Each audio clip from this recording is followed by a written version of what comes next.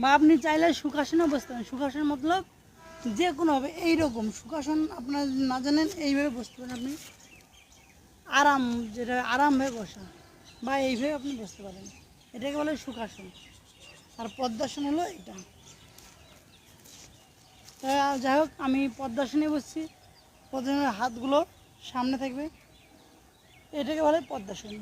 তো পদ্মাসনের সঙ্গে আমরা আসবো প্রাণায়াম। প্রাণায়ামের উপকারিতা আমরা পরে আসছি, আগে প্রাণায়াম করতে গিয়ে দেখতে হয়। এই যে আমাদের বৃদ্ধাঙ্গুল, তর্জনী, মধ্যমা, অনামিকা, কনিষ্ঠা। তবে আমরা আসবো কি যে বৃদ্ধাঙ্গুলি এবং অনামিকার সাহায্যে আমরা প্রাণায়াম করব। প্রাণায়াম নিয়ম হলো এইরকম, এই আঙুলটা দিয়ে আমরা নাকের এই পজিশনে ধরবো, দিয়ে এক নাক দিয়ে নিঃশ্বাস নেব। আর এই যে মধ্য অনামিকা, এই অনামিকা দিয়ে আমরা এটা চেপে ধরবো, যখন ছাড়বো একটা দিয়ে গ্রহণ করবো, একটা দিয়ে ছাড়বো, এটাকে বলা হয় প্রাণায়াম। তবে প্রাণায়াম আমরা নিঃশ্বাস প্রশ্বাস নিলেই হবে না, এর সঙ্গে আমাদের বুকটা একদম ঠিক থাকবে, কিন্তু পেটটা শুধু উঁচু নিচু হবে। অনেকে আছে প্রাণায়াম করতে অনেক ভুল করে, যেরকম নিঃশ্বাস নিচ্ছে এইভাবে, দেখেন যারা কি ভুল করে, এই যে বুকটা উঠছে নামছে, এটাকে বলে প্রাণায়াম বলে না। প্রাণায়াম করার নিয়ম হলো বুকটা ঠিক থাকবে, পেটটা উঁচু নিচু হবে, দেখেন কেউ করতে হয়।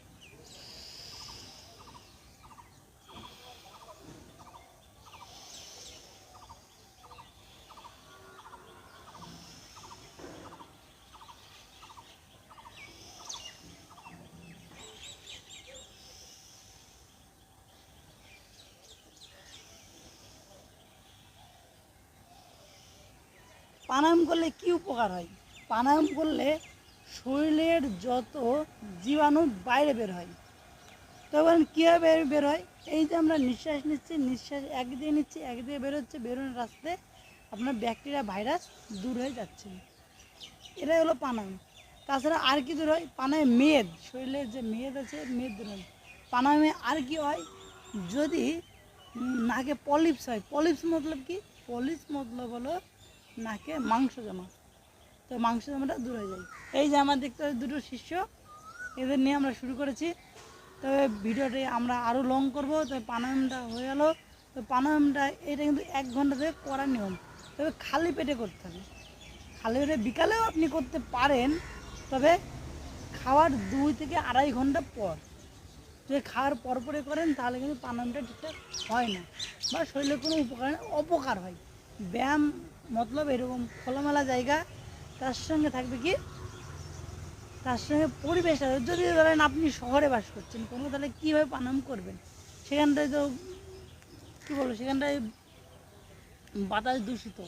সেই ক্ষেত্রে আপনি ধোঁয়া বা ধুমো, বা বাড়িতে এরকম ধূপকাঠি জ্বালাই, সেরকম ধূপকাঠি দিয়ে জায়গাটাকে শুদ্ধ বানাতে হবে, তারপরে আপনি প্রাণায়াম করতে পারেন।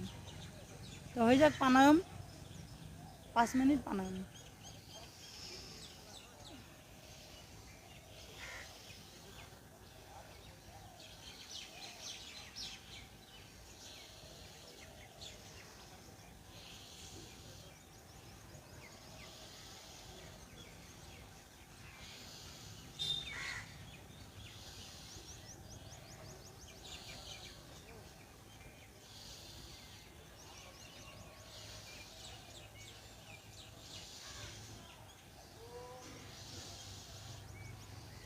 ঠিক আছে, তো আমাদের কাছে বেশি টাইম নাই, তো 5 মিনিট আমরা করতে পারছি না, পরের দিনকে আমরা করব। আপনারা কিন্তু অবশ্যই করবেন।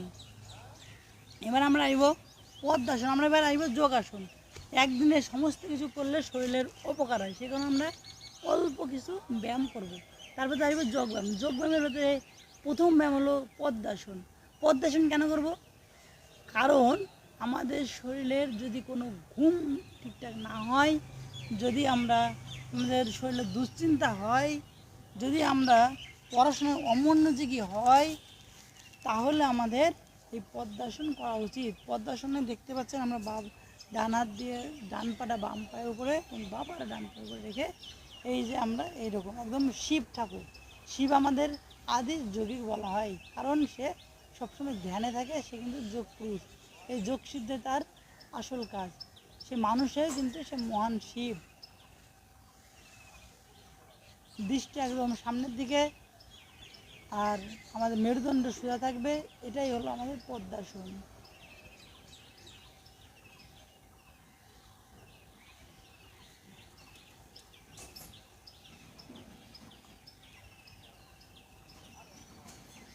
পদ্মাসনের পরে আমরা আসবো শবাসন। শবাসন কারণ কি, প্রত্যেকটা আসনের পরে আমাদের একটি 10 সেকেন্ডের শবাসন করতে হয়। এই যে শবাসন।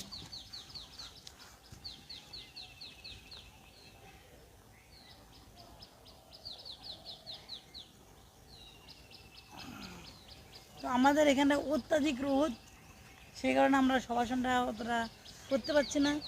তো আপনাদের অবশ্যই আরও সকালে দিয়ে করতে হবে, যার জন্য আমাদের সমস্ত ব্যায়ামগুলো পারফেক্ট হওয়া দরকার। হ্যাঁ, তবে রোদেরও দরকার আছে, ভিটামিন ডি তৈরি হয় রোদে। এরপরে আমরা আসব বজ্রাসন। এই এই ব্যায়ামটা বজ্রাসন।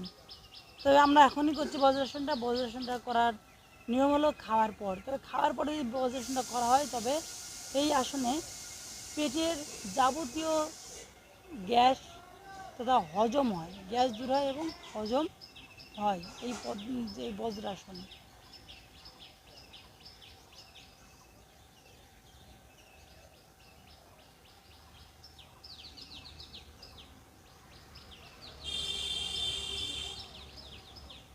এরপরে আসবো আমরা শবাসন। কিন্তু শবাসন প্রত্যেকটা ব্যায়ামের পরেই করা উচিত, কিন্তু আমরা করতে পারছি না। তার একটাই কারণ হলো আমরা রোদের জন্য আমরা আসতে পারছি না। আমরা এবার আসবো আমরা ভুজঙ্গাসন। শবাসন করবো না, কারণ আমার দুটো শিশু খুবই বাচ্চা, এদের সমস্ত আসনের প্রয়োজন নাই। তবে আমরা আসবো ভুজঙ্গাসন। ভুজঙ্গাসনে এই যে ঠিক আমাদের বুকের লেভেলে হাত দুটো থাকবে, হাত দুটো আস্তে আস্তে উঠবে, কোনোটা উঠবে, পাগুলো একই থাকবে, এতটা।